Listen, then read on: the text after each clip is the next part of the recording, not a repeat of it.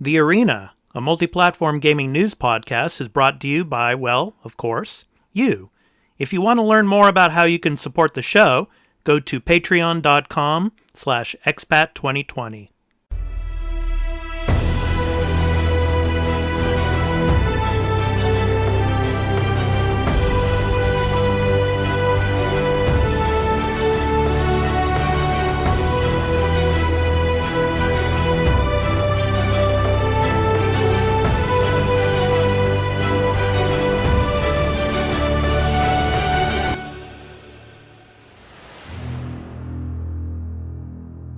Hey everybody, this is The Arena, a multi-platform gaming news podcast. This is episode 21. I'm your host, Expat2020, along with my co-host, Dan, the Retro Man. Christmas is almost among us. Dan, how you doing? Merry Christmas. Yeah. I'm excited about Christmas. We had our big, our last virtual event of the year at the Centre for Computing History last night. Had a showcase, a bunch of Christmas games. So I'm very much in the festive spirit right now. Yeah, me too. I was doing a little bit of Christmas shopping actually today. So, brilliant. Yeah, but usually, I don't know about you, but I'm typically a last minute shopper. I usually wait until like the last few days and get everything done. How about you? I've tried not to be. I'm better this year. Normally, I am. I'm pretty much done. Normally, I finish on the 24th. I finish shopping on Christmas Eve usually, and then wrap it. But I'm actually, I was a week early this year, so progress. Yeah, for me too. Like today, it's like we're like less than a week away, about 6 days away, and I got a lot of stuff done today. So well done. Progress. Very good. Yeah. All right. So before jumping into what Dan and I have been playing, I want to tell everyone out there that you can head over to The Arena, a multi-platform gaming news podcast, where you can find us on any podcast app for iOS or Android, as well as on Spotify. Just download your favorite podcast app or open Spotify and search for The Arena, a multi-platform gaming news podcast. Subscribe, follow us, post a review, and leave us questions, comments, and feedback if you like, if that feature is available there, and spread the word about the podcast. We also have a website for the podcast at expat2020.podbean.com, where you can follow us and leave questions and comments as well. Also, if you'd like to support the show and become a patron to get early access to every episode and listen ad-free along with other perks, including our post-show, please visit patreon.com/expat2020 for further details. You can also follow us on Twitter at the Arena AMPGNP, which stands for a multi-platform gaming news podcast. Finally, the podcast will also be uploaded to my YouTube channel at Expat2020 Gaming, so you can go there to listen, subscribe, and click that notification bell for future podcast episodes, as well as leave any comments or questions you might have that we might read on a future episode. So, Dan, for me, just Valhalla. That's basically all I've been playing. I've been skipping Cyberpunk. I guess we'll talk about that later, but I've just been trying to focus on Valhalla because I want to finish that before I get back into Cyberpunk. So I'm about 45 hours in now, and I'm still working my way through all of the provinces. So building alliances, pretty much the same old thing. The only negative I have so far is the weapon selection in the game is not as good as it was in Assassin's Creed Odyssey, I think. Okay. That's pretty much the only thing that I'm not liking so far. But other than that, the game is solid, and I'm really having a lot of fun with it. I'm enjoying it. So, how do you select weapons, and why is it inferior? Well, it's just the amount of weapons you have. Whereas, for example, in Odyssey, you can go almost to any place where there's like some type of merchant, and you can buy different types of weapons, but you don't have a lot of those options in Valhalla. Maybe it opens up more later, but I haven't seen a lot of places on the map where you can go to merchants and you can buy, tons of different types of weapons. So, the selection is not as big as Odyssey yet. So maybe it's only because I'm maybe 35 to 40% complete with the game. Maybe as I go on, those start to open up more. Okay. But then again, of course, there was a news story this week that now XP boosters are being released by Ubisoft. Mm-hmm. So I bet how much you want to bet one of those is okay. You can open up a new map where all these merchant places start popping up if you pay extra money for it, of course. In your already overpriced game. So which I will not do. we've already added 20 quid to the price of a game, and we've snuck in microtransactions already. Yeah. Bastards. Yeah. So I will not do that. So we shall see. Hopefully, as the game progresses, those start to open up and more options for different types of weapons will become available. We'll see. But how about you, Dan? What about you? What have you been playing? I've been playing a lot of Animal Crossing. Mm-hmm. I have finished Spyro 2, which I thoroughly enjoyed. Okay. And that's about it. I started playing a bit of 13 again, but oh my god, it's so broken. I might have I saw that stream you did. I forgot to say, thanks to everyone who tuned in last week after I announced it on the pod. Thanks for coming to watch. That was awesome. But that's a rough game. I tried to continue the other night, but there's some utterly crippling bugs in it. It's crazy. Yeah, so I might start again tonight. So if you're about 9 p.m. UK time, Greenwich Mean Time, I'll have another go at 13. And now, is there a target locking system in that game? Because when I was watching you play, it didn't look like it at all. Yeah, I had to turn it off because there's a really fierce one which just wrestles control of you takes control from you. It's mad. If you have your control, your crosshair remotely near an enemy, it just grabs it and pulls it towards the center of the enemy. It's the most aggressive auto aim I've ever seen in my life. So I had to turn that off to make it even remotely enjoyable. Because it was actually like essentially moving the character. Because if you're pushing up on the stick and it suddenly locks onto an enemy, you're now walking, at a 45-degree angle. Mm-hmm. It's just really very confusing. But yeah, man, they really screwed that. Yeah, they did a bad job. Yeah, but the stream was fun though. I enjoyed watching you play, man. Well, yeah, thanks for watching and thanks for everyone else. I appreciate that. That was cool. That was fun. Same time tonight. Okay, cool.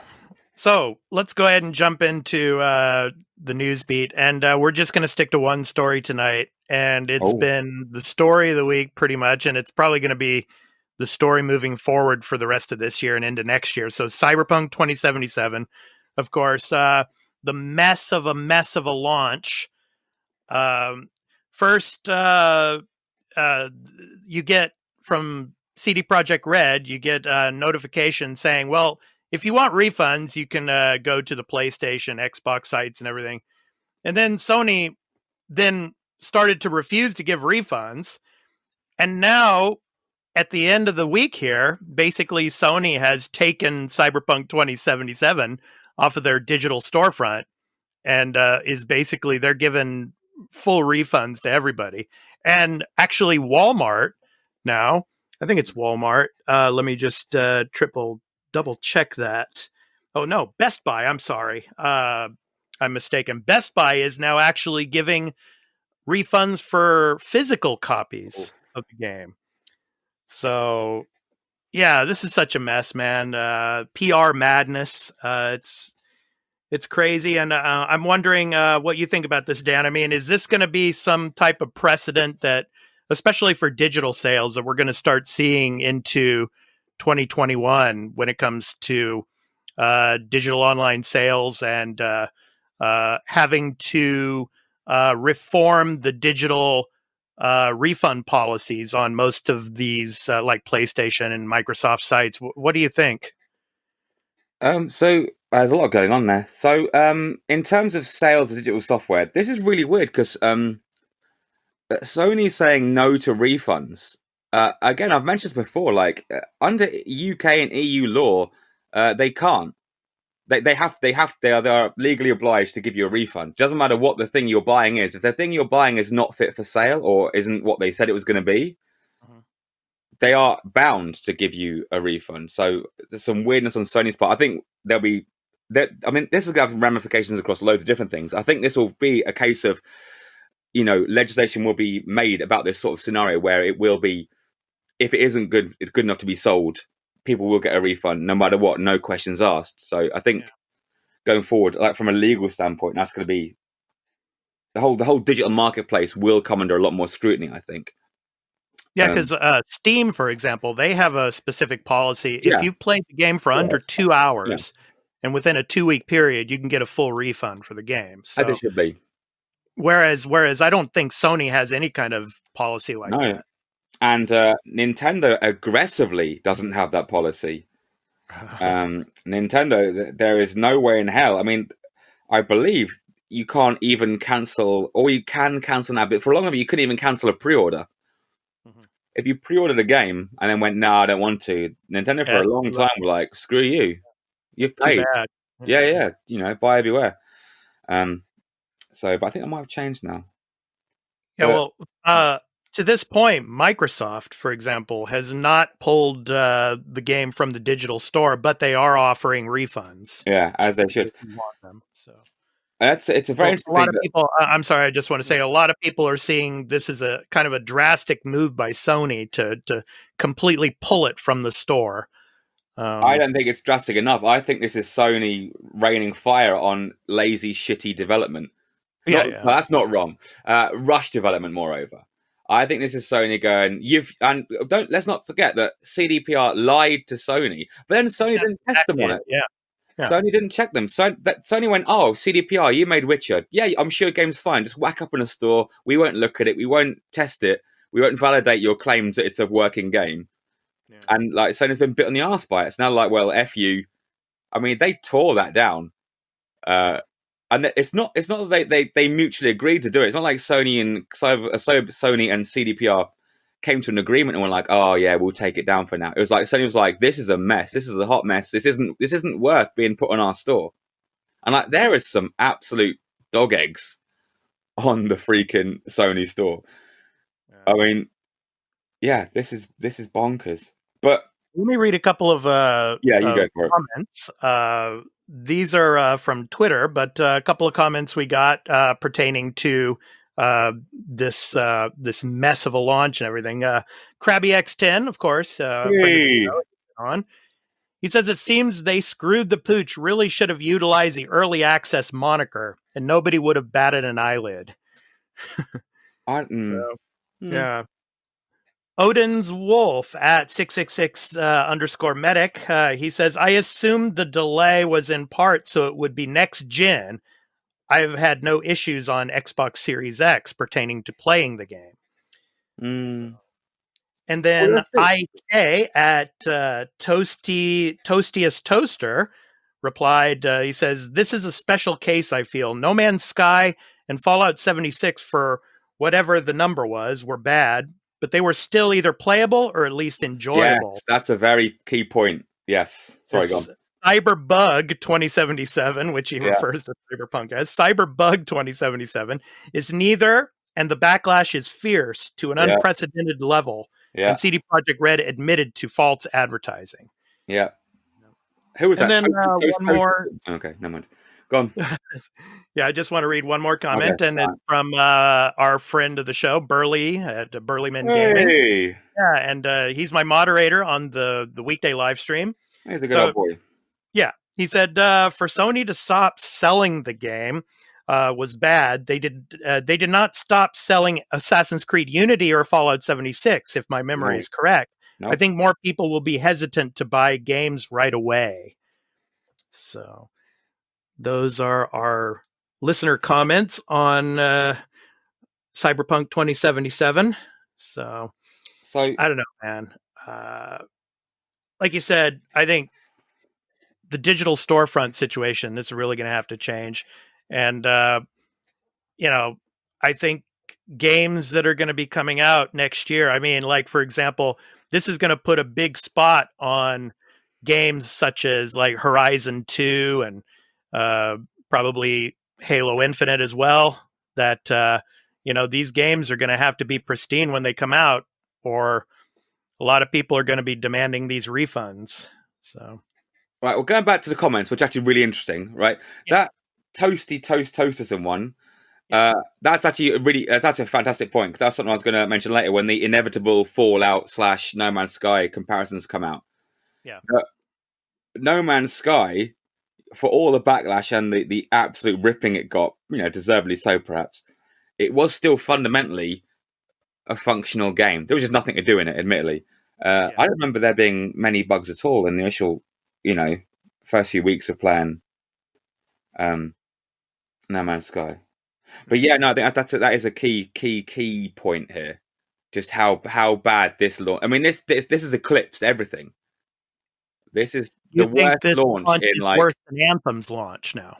It's like that's part of everything. It literally is worse. This is the worst launch, but perhaps even maybe in history. I don't know, because this has been an absolute storm. I mean, like you got to feel sorry for them at CDPR, because no one has ever fallen from grace this hard. Like, yeah, I mean, a lot of unprecedented situations here. I mean, you had first of all, the game went gold, and then it was delayed after it went gold. It just went on and on and on. So, yeah. But I don't know, man. So, yeah, you might be right, man. This might be the worst launch ever, unfortunately, and so much stains their reputation. I mean, with The Witcher 3, they had such a great reputation going into this, and then just everything collapsed. I don't think there's ever been a situation like this where you had such a respected development company just fall from grace like this in their next release. Yeah, it's a bummer.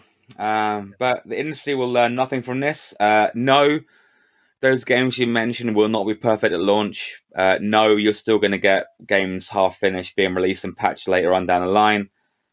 This is just the worst example of how to do that. The industry will not improve one iota going forward. No one will learn any lessons from this other than don't be too completely shagged. Or, I don't know. It obviously, it's so bonkers that it came out. The game's had 8 freaking years in development. Yeah. They knew how the PS4 works, how the Xbox One works. They know these machines. And the fact they've got this absolutely botched release is absolutely scandalous. Yeah. For the length of time it's been in dev, there's no excuse for it whatsoever. And, take time. So it's just give it another year then. Yeah. Like, no one cares. Like, again, we talk about hype and fandom. Like, fanboys just piss off and die. Just do something else. Because, I mean, fanboys are why this happened. Let's not kid it, but fanboys and shareholders are why this happened.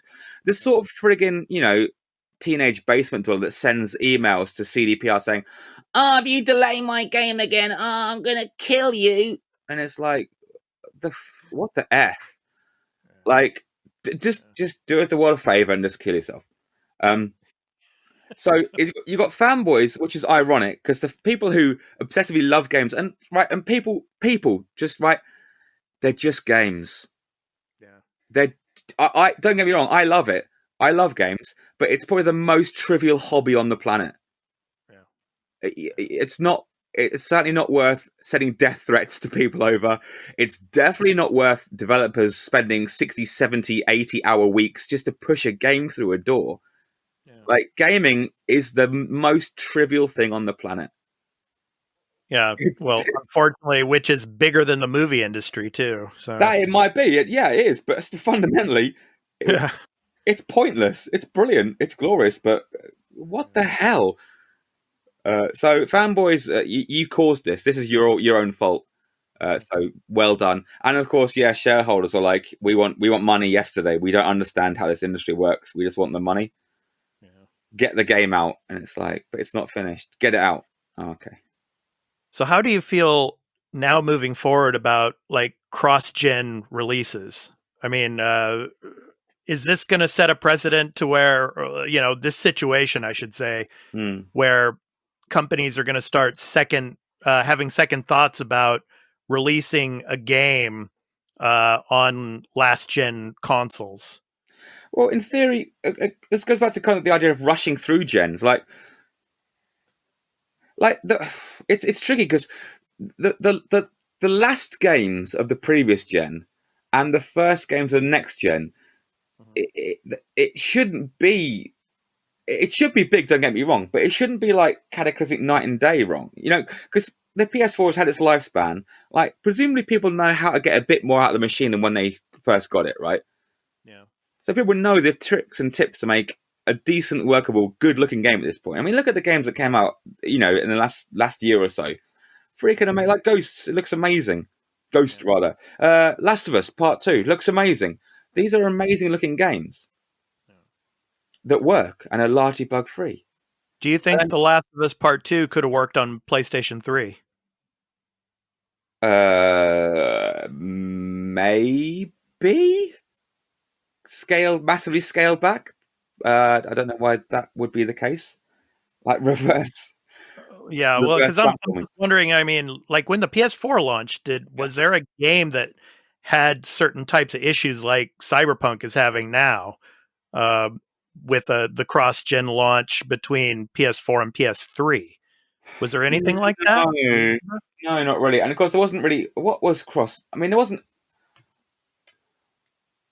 Well, I guess you could say. Yeah, sorry, go on. The Last of Us would have been like a cross-gen title. Well, there's a bit of a lag between the two. I think more like Assassin's Creed Black Flag was. Yeah. It was a launch title for the PS4, and it was tail end of the PS3, and it did look better. Don't get me wrong, but yeah, I don't know. But I think I'm just wondering, moving forward, as the technology gets more and more advanced, and how games are becoming more advanced. I mean, what will be the case? Will they continue to create and make cross-gen titles, or will this type of situation with Cyberpunk say, okay, we're going to stop doing that at the end of the console generation. We're just going to put it on the next-gen consoles? And no, I think that if they keep the whole free upgrade thing, that free upgrade model, that'll work. They'll keep that around. But if you've got to look at the other things, though, that have come out at the same time, like Watch Dogs, for example. Yeah, well, that just kind of came and went, didn't it? But Watch Dogs Legions, yeah. Came and that just came and went. But there wasn't any. I didn't hear any massive backlash over the disparities between the two. Yeah. I think Cyberpunk's a very special case of just. Yeah, well, there's that other game that Ubisoft. They had announced it a couple of years back. It was called Skull and Bones, I think it was. It still hasn't even come out yet. And so in that case, I'm wondering whether they're not even going to release it on the PS4 and the Xbox One. They're just going to move it, directly to the next-gen consoles, because they've been developing this game for years, I'm sure. But and I'm sure they probably had the Xbox One and the PS4 in mind as like a cross-gen release. But maybe now they're going to say no and just release it on, the series models and the PS5. I don't know. Well, yeah, maybe. It is having things that bridge the genre. It's weird. I don't know how it comes about, really, because ideally, I don't know. I get why it happens. It does make sense, but I think you're best off. In the case of like Cyberpunk, like why not? Oh, but then it's tricky. Cyberpunk's really tricky because they obviously got wind of the PS5 and the Xbox, like obviously years before we did. Yeah. And so they must have just switched focus exclusively to the next gen. Yeah. At some point. At some point they went, well, we'll keep it going, but we'll have the A teams working on PC and PS5 and Xbox, whatever it's called. Series X, Series S, yes. I don't know. It's irrelevant. I do. Oh, okay. It's relevant to a lot of gamers out there. Right. Yeah. The Series X and the Series S. Go on. Yeah, the B tier gamers. So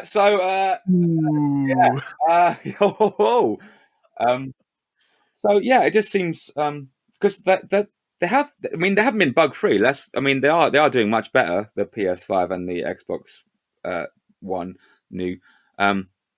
So yeah, definitely, it just seems to me that they definitely switched across. So it may be. Maybe just, I don't know. I don't know. But when you announce a game, this is another thing about announcing games too damn early, perhaps. Because, it was 2013 or something mad like that, the game was announced. Yeah. And so everyone's like, "Oh, that's coming to PS4." Long And I'm time like, ago. yeah, and they're like, "Oh God, I guess we kind of got to now." I mean, I'm sure they would have loved to have just gone, forget it. We'll just have it launched on next gen and PC. Yeah. Kind of committed to.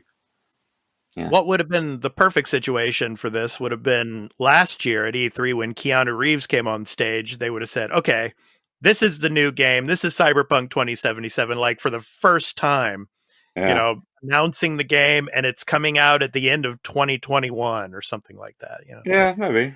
Yeah. But, yeah. Yeah. But there'll be nothing learned from this. But it does kind of suck because obviously there are people who've been spending like the last 5 years absolutely getting excited, absolutely poring over every nugget of information that came out about this, really getting into it, and it's kind of like, here it is, and it's broken. Yeah, I wonder how this is going to affect in the next 4 years or so, The Witcher 4, when The Witcher 4 is ready to come out. I wonder, if people are going to gain their trust back in CD Projekt Red again. I don't know, man. Yeah. I mean, that's going to be weird because like they've seen people leave. People started leaving CDPR. Yeah. Yeah, like, part of the team like, forget this, we don't want this anymore. It's so weird because they've always had this kind of like, well, they've always given themselves this sort of like holier than now image, like, we're great, no crunch, we treat our devs with respect, we're not part of the usual AAA development cycle, we do things our own way, blah blah blah blah blah. But actually, turns out it's complete BS. And have a look on Reddit. It's something that's actually really interesting about how like they're actually pretty bad in terms of crunch and staff turnover as well. Yeah, it's pretty bad. Okay, well, that was the story for this week on Cyberpunk 2077. So now, Dan, let's move to our topic of the show. So this is our last episode of the year, so thought we'd talk a little bit about the year in gaming in 2020. So, some of the biggest headlines of the year and what you'll remember most about 2020. I guess for me, the COVID delays, a lot of games being delayed this year. And then, of course, the digital conferences taking center stage, but in a digital format. So, not as special as they used to be in the past, unfortunately. Yeah. What do you think? How does this year stack up to you, being, heavily into the retro scene and from years past? How does 2020 stack up to some of the other, years in gaming? I think in the past decade or two. Yeah, I think so. Yeah, two things are going to dominate talk of 2020, and that, like I said, is Corona and the knock-on effect of that, and like Cyberpunk. That's going to be all everyone's going to be talking about. Forget everything else that's happened this year. Like, Cyberpunk's going to dwarf everything. It's going to be the talking point. Do you remember 2020? It's like COVID and Cyberpunk. Yeah. It's so massive. They even talk about it on like the BBC News. Yeah. On like, I was driving to work on the radio. It's like, it's like the BBC News. It's like, Cyberpunk is rubbish, and it's like, oh dear. It's that big. But yeah, no. In terms of game, I mean, don't get me wrong. There've been lots of good games like this year. I mean, certainly. I mean, we've talked about this numerous times. Like remember 2014? Yeah. That year sucked for gaming. That's one of the worst years on record. Like nothing came out. It was like Destiny and I think Infamous Second Son came out. Yeah, Diablo 3 maybe. Like that 3, that year was a wasteland. Oh my god. But then again, of course, the new consoles launching here in 2020 too. Well, that's it was funny how we waited so long to get the pricing. Remember that? I mean, we were waiting like 4 or 5 months just to for Microsoft and PlayStation to tell us, okay, how much are these consoles actually going to cost? And they were playing chicken with each other. Yeah, that was fairly tedious, wasn't it? I remember that now. And who was going to show glimpses of their machine? And then we saw the controller. Yeah. And then 6 months went by, and here's the case. And then 3 months went by, and now this is how much it's going to cost you. Just drip feeding this information. Yeah, it was an odd old year, but Animal Crossing, that was good. Yeah, I was gonna say, like Animal Crossing and all the multiplayer games, Fall Guys, Among Us, Among Us is a 2018 game, but still, if you had to, say what type of year 2020 was for gaming, it's the year of multiplayer. Probably because of COVID, because of everybody being under lockdown and playing online together. Yeah. So. And it's a year that, despite the Switch being out for 4 years now, still selling out. Absolutely bonkers. Like this year, it's like people have been struggling to get a Switch. Like it's outsold. Nintendo's definitely won this year. Yeah, it's outsold the new console still. It's like the number one Christmas toy. It's dwarfed the PS5 and Xbox. It's crazy. Yeah, we were talking about this during the weekday live stream, how the Nintendo America president, Doug Bowser, he's saying that we're not even thinking about a Switch Pro right now. Which is a lie, because they are. Yeah, of course it's a lie. Yeah, of course. Yeah, but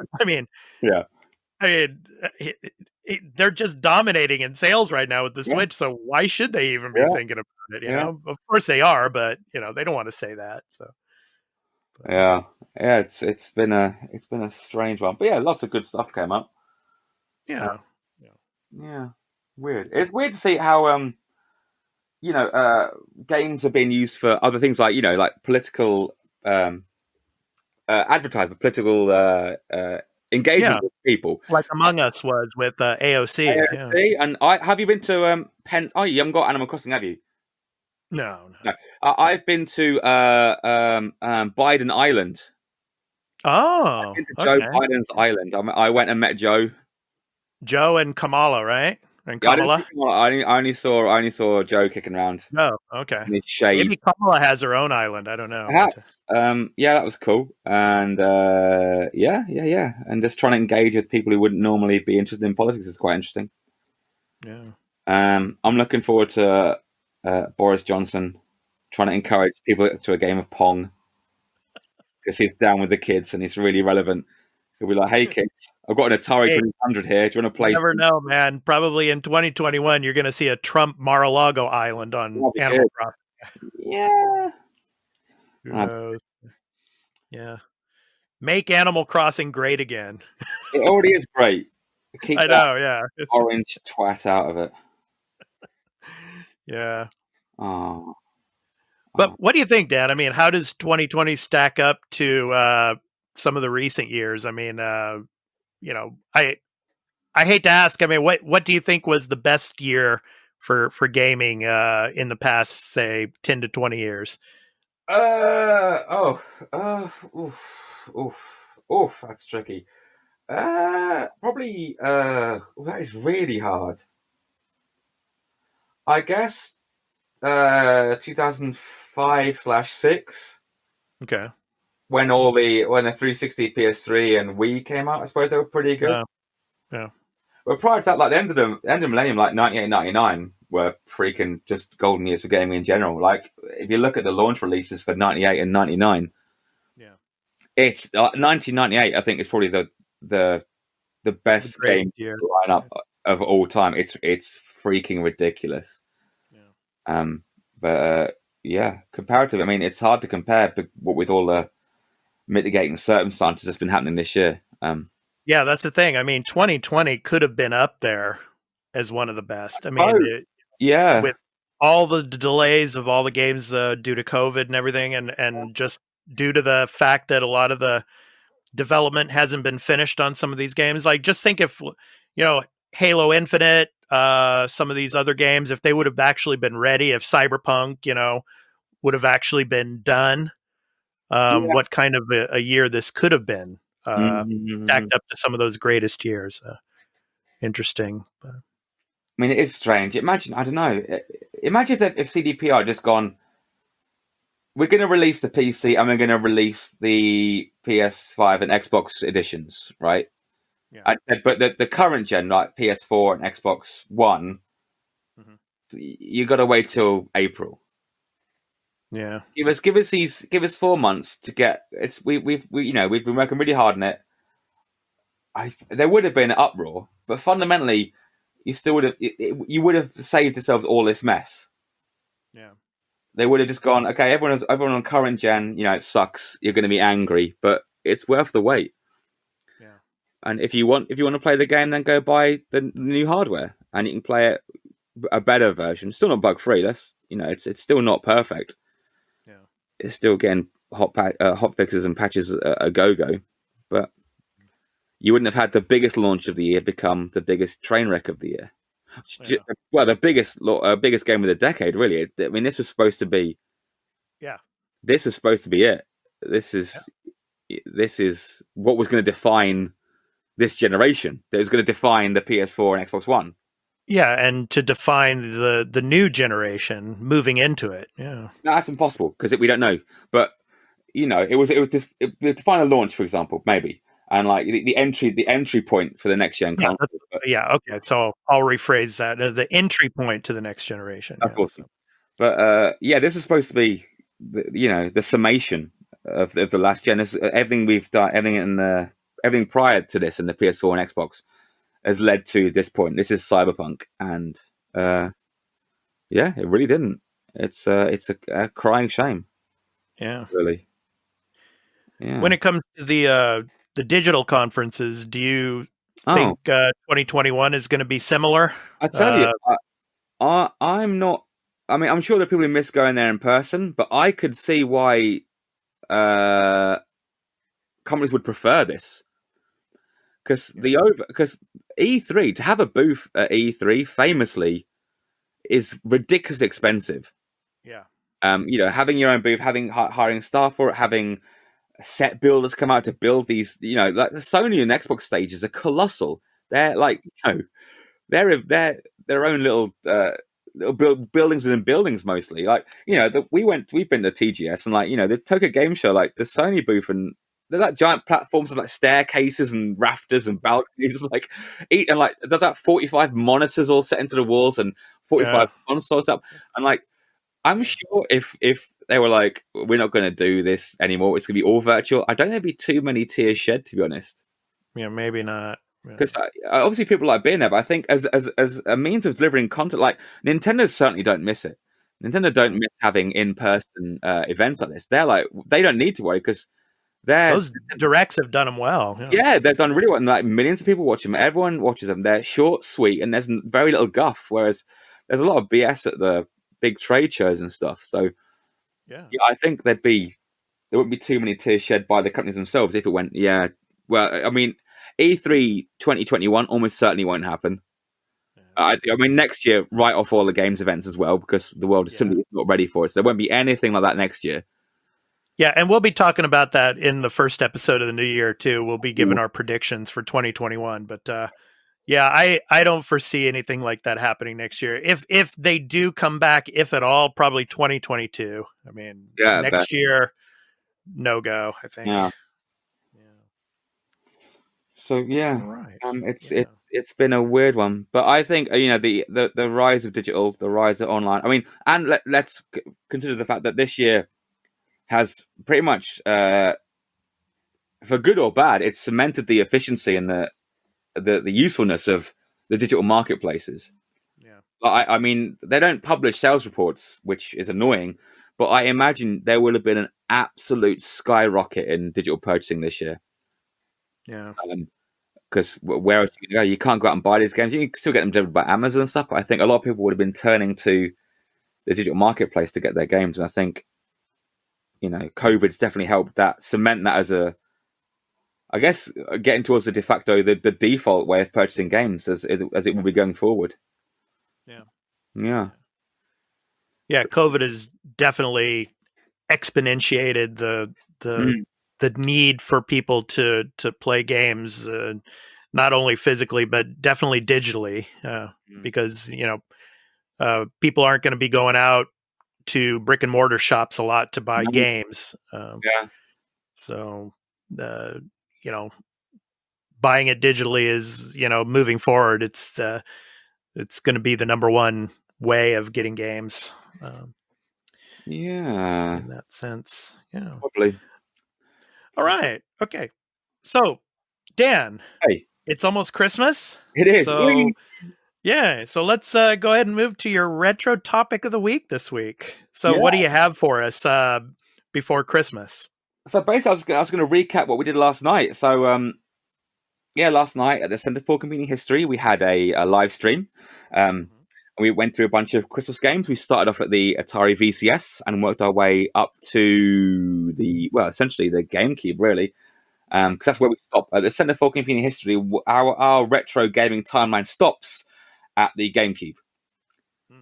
Now, in theory, the PS3 and Xbox 360 and Wii are now retro, because we're now 2 years, 2 generations and 15 years past them. So I want to stop you real quick, because one of my students the other night was asking me to ask you a question. How do you feel like the retro scene is going to be like 10 years from now, when like PS4 and Xbox One are going to be considered retro? I don't think it's going to be a thing. The same way you don't have like retro PC games. I mean, you do to a degree, but you don't.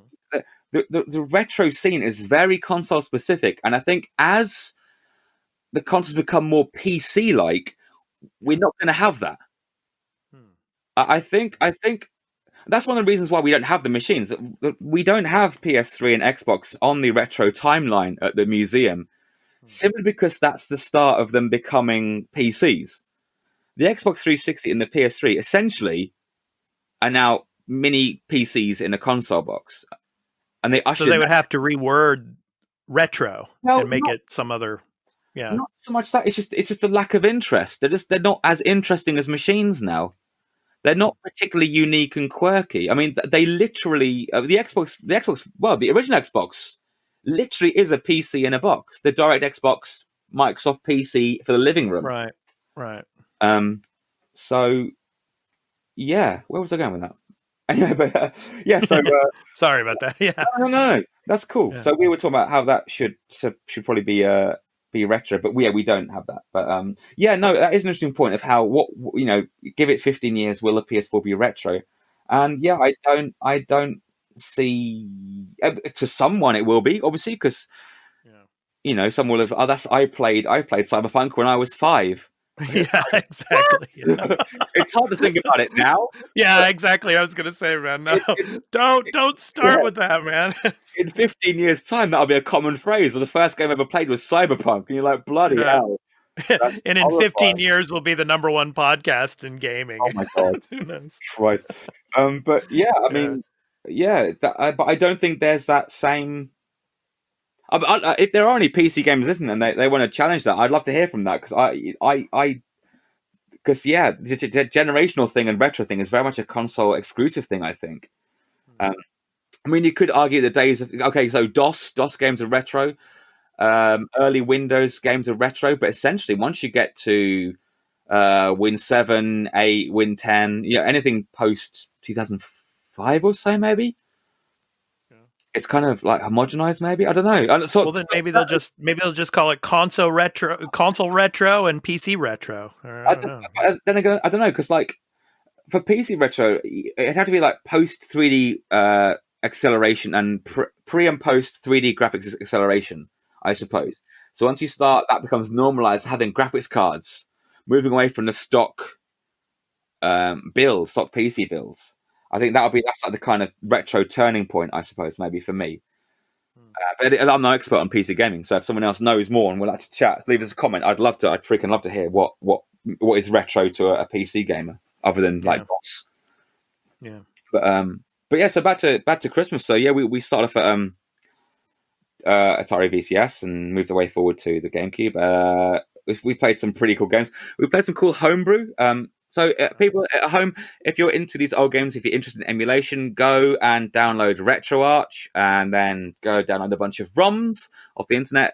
Download them illegally. No one cares. They'll never find out. It's fine. So we played some quality homebrew. We played a game called Stay Frosty on the Atari VCS, which is a modern game. It was made in 2005, I believe.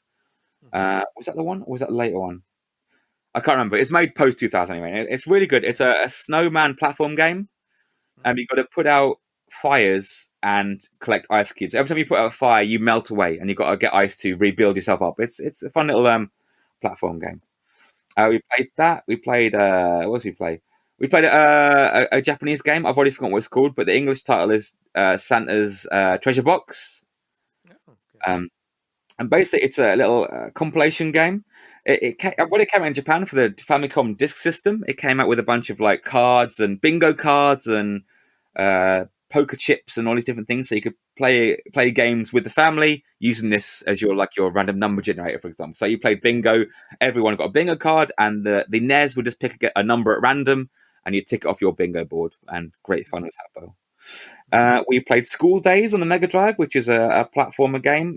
You control Santa, who has a cup of tea and then turns into like the Krampus, like the bad Santa. That was very cool. We played Home Alone on the Super Nintendo, which was shocking. Do you remember that game, Elf Bowling? Oh, we talked about that last night.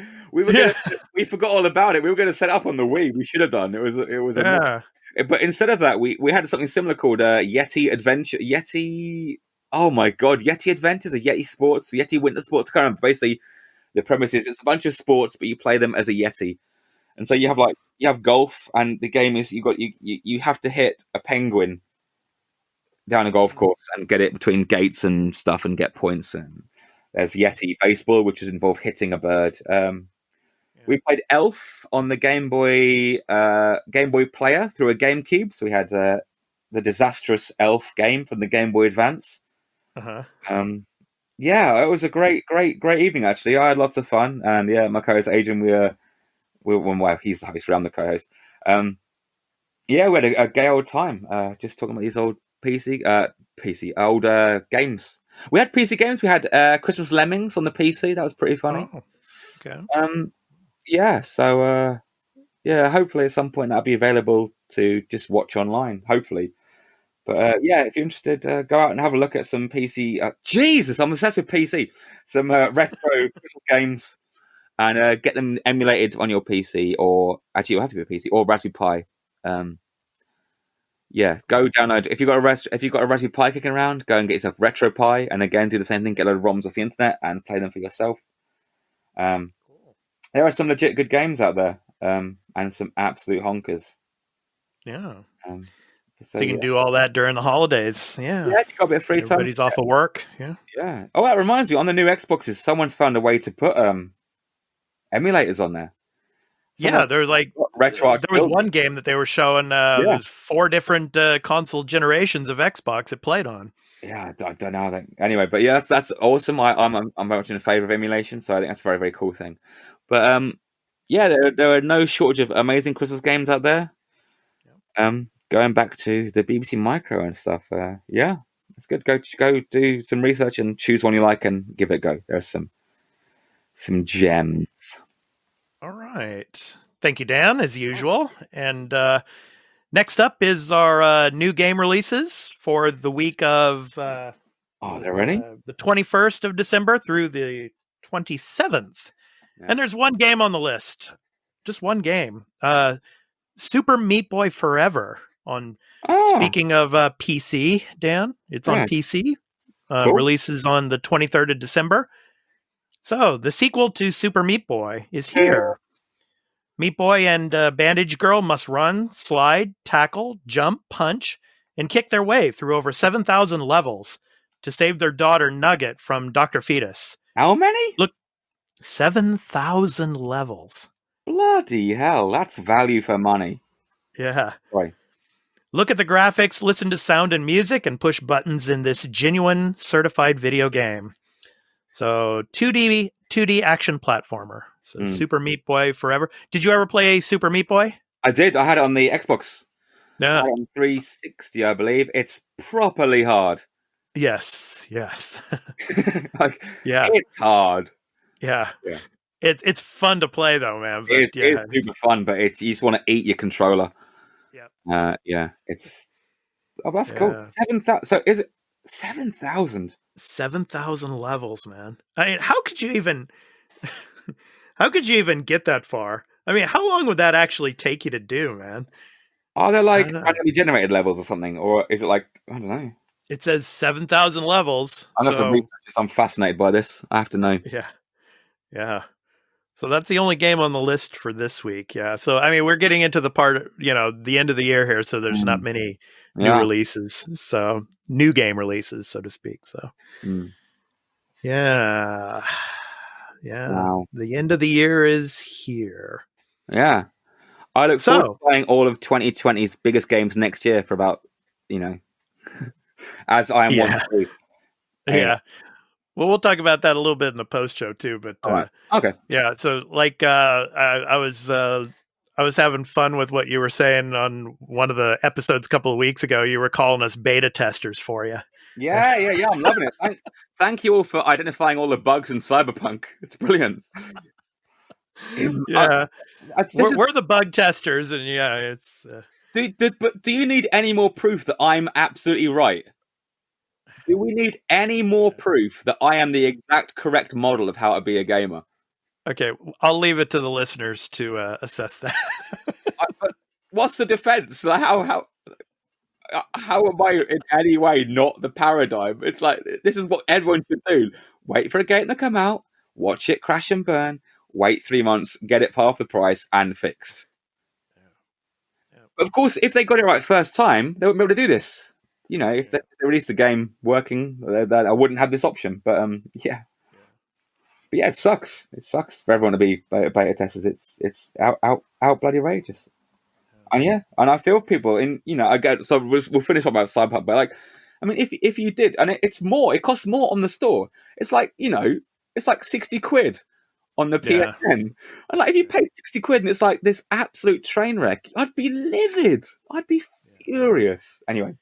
Well, what's interesting is they're in the minority, but there are people out there that are, I mean, just legitimately enjoying the game, even though it has a ton of bugs and everything, and they're legitimately enjoying it. They're throwing up screenshots everywhere on Twitter, and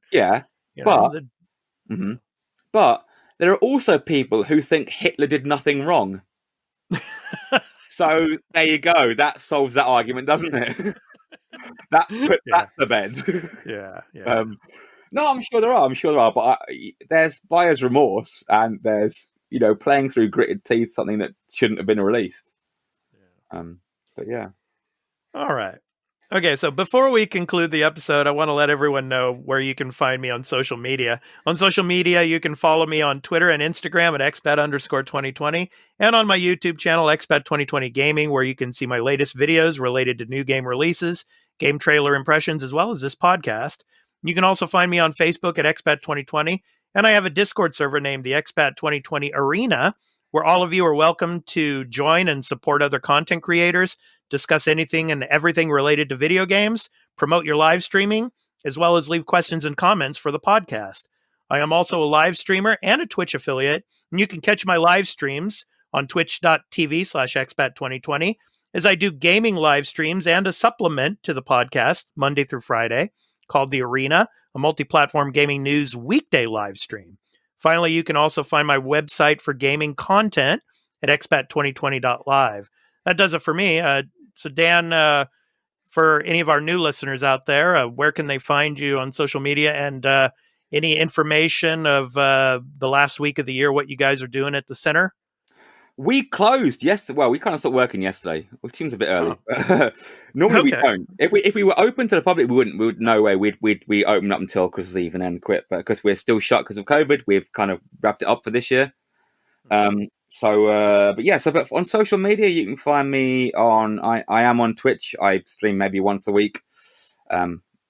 Press start to game. That's all one word. Press start to game. That's me on Twitch. A similar title on YouTube as well. And I work for the Centre for Computing History, the UK's premier computing museum, the biggest archive in the country. We're not doing much at the minute because we're shut for Christmas, but if you want to see what we're up to and what we're about, go to computinghistory.org.uk. Computing history is all one word, cch.org.uk, and check us out and say hi and hear about our woes. And also, the CCH has loads of. They're on Twitter, they're on Instagram, and Facebook, blah blah blah. Come and learn about our wacky adventures, which we actually do have. All right, and a couple of programming notes that I want to mention before the end of the show. Our next episode of the Arena Multiplatform Gaming News Podcast will be on January 9th. So we're going to be taking the holidays off. And from January 9th, our podcast will go to Patreon for the first few days. And then it will go on Tuesdays to all the free feeds. So it will be Patreon exclusive for the first 3 days from January 9th. So our first episode of 2021 will be on January 9th. And my weekday live stream that I do on Twitch, I will be doing until next Thursday, Christmas Eve, the 24th. And then I will be coming back with that from January 4th, which will be the first Monday. And I will be changing my times for that. So instead of doing the live stream in the evenings here in Japan, I will be moving to the morning hours, which will be primetime hours, for example, in the West. So there's a lot more people watching on Twitch at that time. So I wanted to change the times of doing the weekday live stream to try to be able to get the live stream available for more listeners, more viewers. So we're going to be doing that. So those are the two programming notes that I wanted to mention before we ended. And I just want to throw out there that I wish all of you, 2020 has been a challenging year for all of us, but I want to wish all of you happy holidays for the end of 2020. And thank you for coming on this ride with us. And we're really, really looking forward to having you continue the ride into 2021 and to bigger and better things. And Dan, I want to thank you for coming on this ride with me and helping me to start this venture. It's been a really fun ride, and I'm really hoping that you and your family and everybody out there in the UK and everywhere else in the world, for that matter, has a great and happy holiday season. We're certainly good. Obviously, you two as well. It's been an odd one, but this has been a lot of fun doing this throughout the year and the pandemic. It's been a nice little something to do. But you've actually inspired me now. All your talk of your programming notes and your change in streaming. I might if you follow me on Twitch, I might stream some of the games I talked about. I might go do a little personal games of Christmas past thing on my Twitch channel. So follow me. And on my Twitch, I don't want subs and money. So if you're worried about that sort of thing, just come and watch. It's really basic on mine. I don't know. And where can people find you on Twitch, Dan? What's your channel name? Press start to game. We're on the podcast website. You can find the link. Yes, at podbean.com. You look under co-host Dan's page, and you can see that there as well. Yeah, no tips, no subs. Just watch me play games and chat with me. That's all we do. It's awesome. Okay, awesome. So happy holidays, Merry Christmas, and a Happy New Year, Dan. And the best for 2021. So I'm looking forward to doing the show with you next year too, man. Me too. I'm sorry to Microsoft. I'm talking to Xbox gamers. I love you guys, really. You guys are great. Yep. You make Sony try harder. Therefore, everyone wins. Cool. All right. So to end the show, we're going to finish with our indie recording artist spotlight, which is on video and film scoring composer Ian Post and a touch of Christmas cheer with the 12 Days of Christmas. So Merry Christmas and Happy New Year to everyone. This has been The Arena, a multi-platform gaming news podcast. I'm your host, Expat2020, along with my co-host, Dan. We hope to see you in the next one, January 9th, everybody. Merry Christmas and a Happy New Year. Take care, everyone. Peace out. Merry Christmas.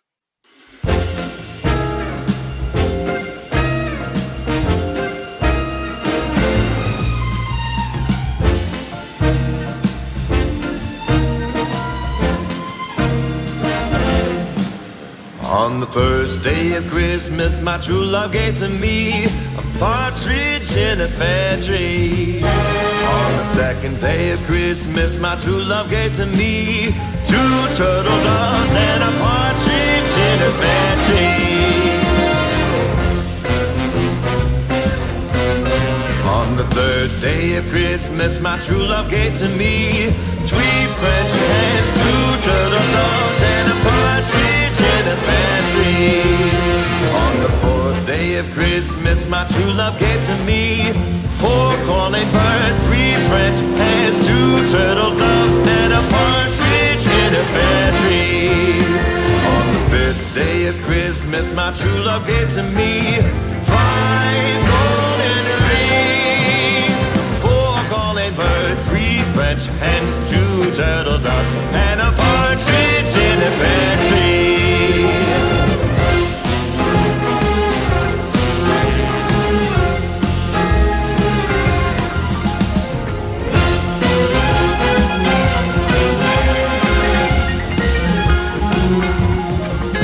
On the sixth day of Christmas, my true love gave to me 6 geese laying, 5 golden rings, 4 calling birds, 3 French hens, 2 turtle doves, and a partridge in a pear tree. On the seventh day of Christmas, my true love gave to me 7 swans are swimming, 6 geese laying, 5 golden rings, 4 calling birds, 3 French hens, 2 turtle doves, and a partridge in a pear tree. On the ninth day of Christmas, my true love gave to me 9 ladies waiting, 8 maids a milking, 7 swans a swimming, 6 geese a laying, 5 golden rings, 4 calling birds, 3 French hens, 2 turtle doves, and a partridge in a pear tree. On the 10th day of Christmas, my true love gave to me 10 lords a leaping, 9 ladies waiting, 8 maids a milking, 7 swans a swimming, 6 geese a laying, 5 golden rings, 4 calling birds, 3 French hens, 2 turtle doves, and a partridge in a pear tree. On the 11th day of Christmas, my true love gave to me 11 pipers piping, 10 lords a leaping, 9 ladies waiting, 8 maids a milking, 7 swans a swimming, 6 geese a laying, 5 golden rings, 4 calling birds, 3 French hens, 2 turtle doves, and a partridge in a pear tree. On the 12th day of Christmas, my true love gave to me 12 drummers drumming, 11 pipers piping, 10 lords a leaping, 9 ladies waiting, 8 maids a milking, 7 swans a swimming, 6 geese a laying, 5